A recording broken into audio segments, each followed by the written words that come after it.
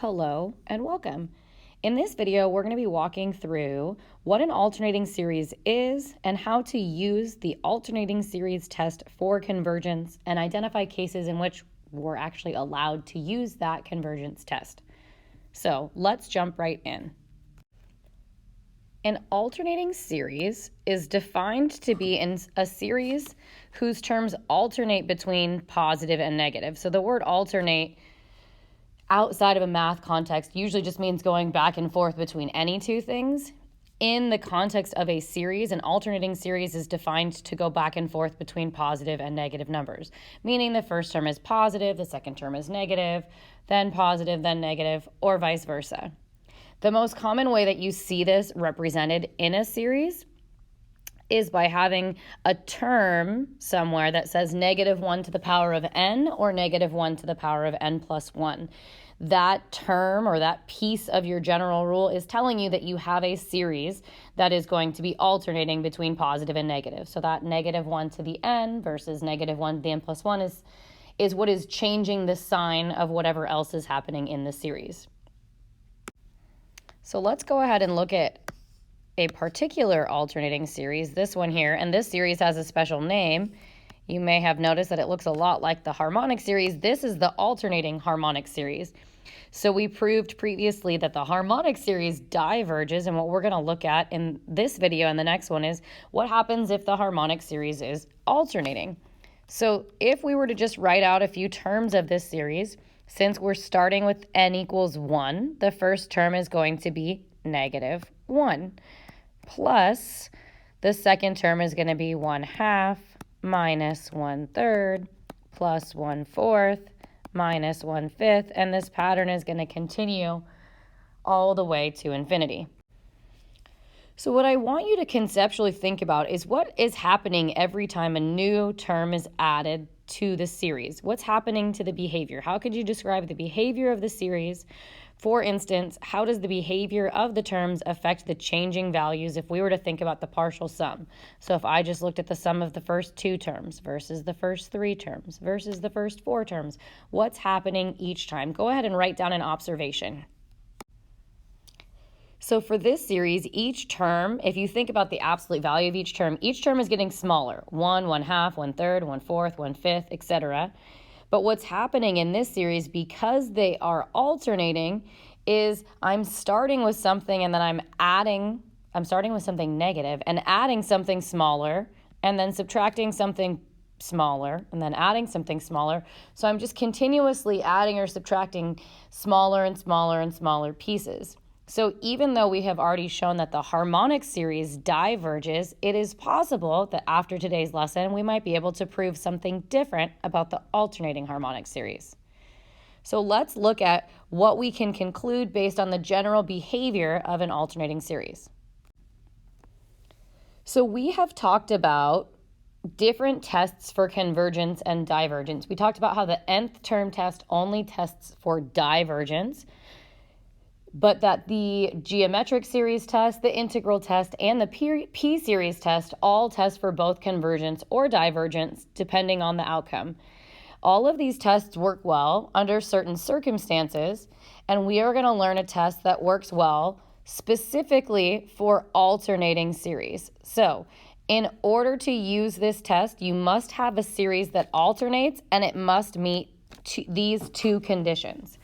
If you do not have a series that alternates, you can't use this test. If the series that you're looking at does not meet the 2 requirements we're going to talk about, then you also can't use this test. So it's important to notice that this is a test for convergence, which means you can either conclude that an alternating series converges or you can conclude that you can't use this test. You will never say that a series diverges by the alternating series test because you can't conclude divergence. So I want to highlight that fact because it's incredibly important. If you do not meet the criteria, which we're just going to talk about in just a moment, then you have to move on to a different test for convergence. So identifying that a test is alternating, your first gut should be, can I use the alternating series test? But if you can't, then that means you need to use a different test. It does not mean that your series diverges. Okay, let's talk about these two requirements or the criteria that must be satisfied. The first criteria that must be satisfied is that in order to use the alternating series test, the limit of the rule. So I want you to notice A sub n is not defined to include the piece that is alternating.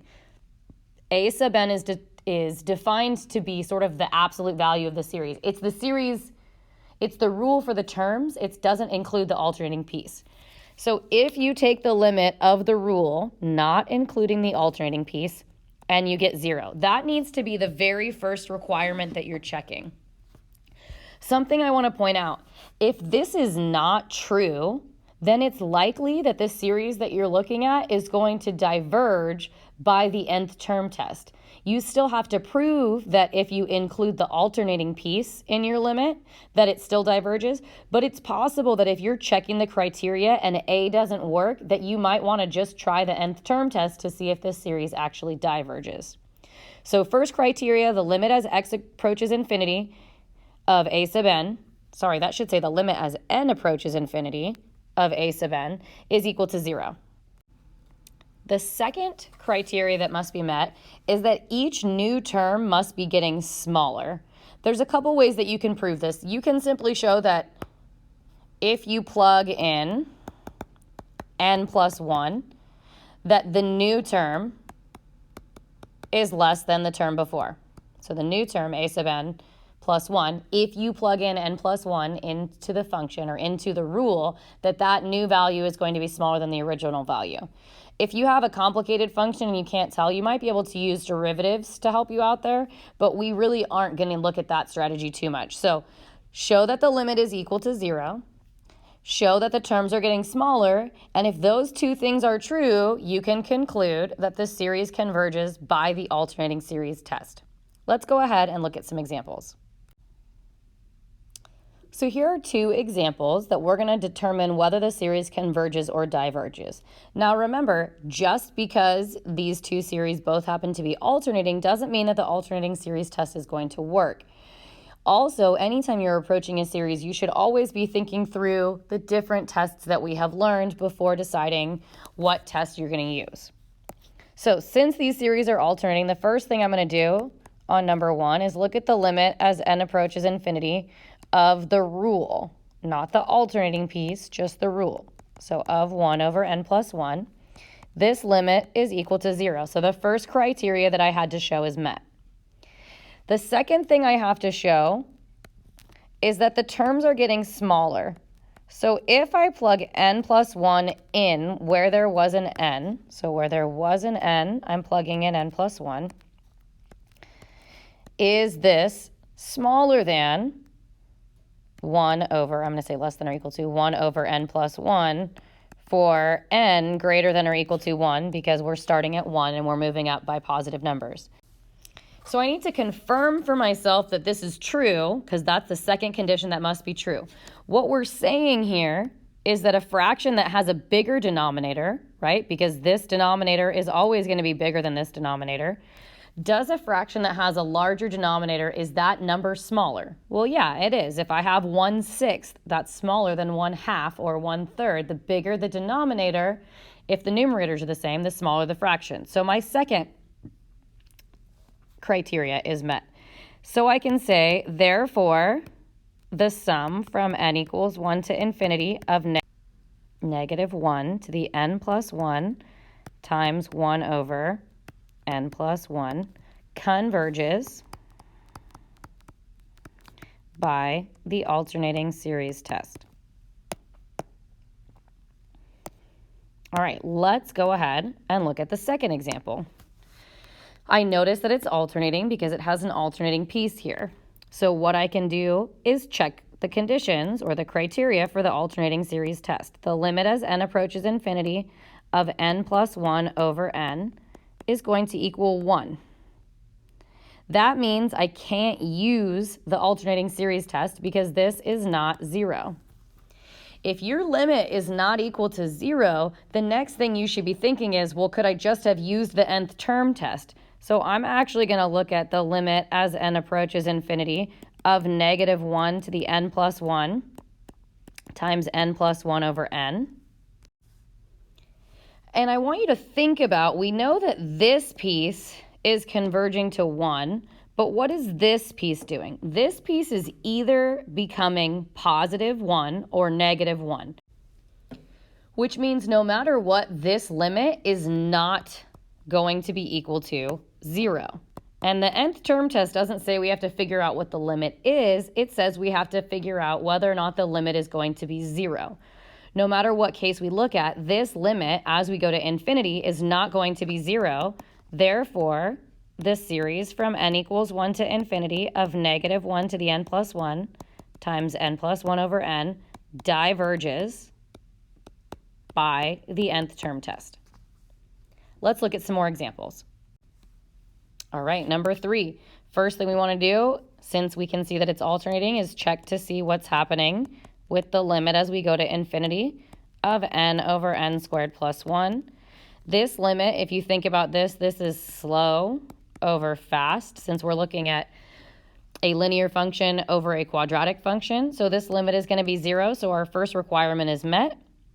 Then we're going to look at what happens if we plug in n plus 1. How does that relate to our original term? I actually feel on this one, it's a little harder to tell. It seems like this inequality is going to go the way I want it to, but to make myself feel a little bit more confident, I'm just going to find a few terms. So if I plug in 1, I'm going to get 2 over 5 versus 1 over 2.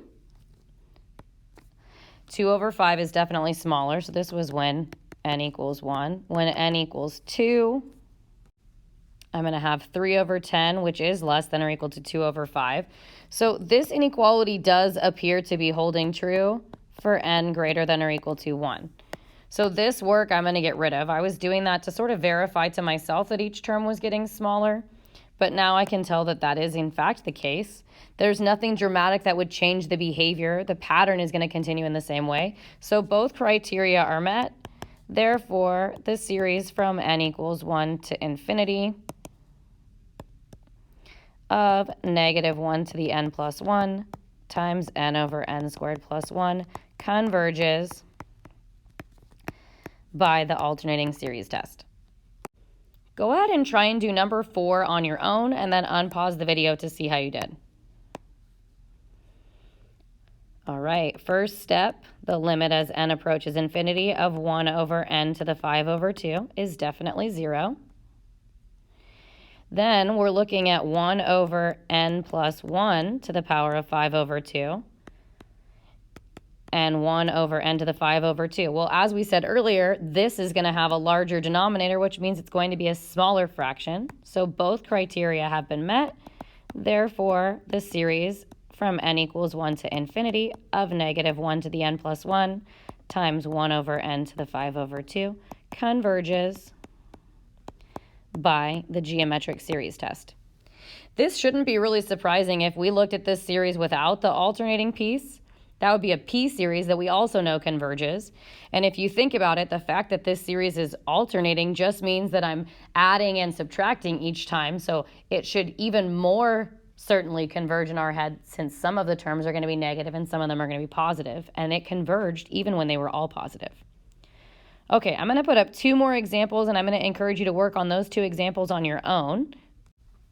So here you go. Here are your 2 examples. Go ahead and give them a try on your own and then unpause the video and see how you did. So both conditions are met on number 5 to use the alternating series test. The limit is 0. The terms are getting smaller, so we can conclude that it converges by the alternating series test. For number 6, I suggest that you write it as a series first. So the way that I wrote it was the series from n equals 1 to infinity of negative 1 to the n times 2n over n plus 4. That limit is going to be 2 as we go to infinity, just dividing the coefficients there, which means that we can't use the alternating series test. It does not mean necessarily that it doesn't converge or that it automatically diverges. It just means we're not allowed to use this test. We have to try something else. Well, since the limit was the condition that didn't work, my gut is to see what happens if I try the limit, including the alternating piece. Again, With this alternating piece, as we go to infinity, the alternating component is going back and forth between 1 and -1. But all we have to be able to say is that this limit is not 0, which it's not. This limit is not equal to 0.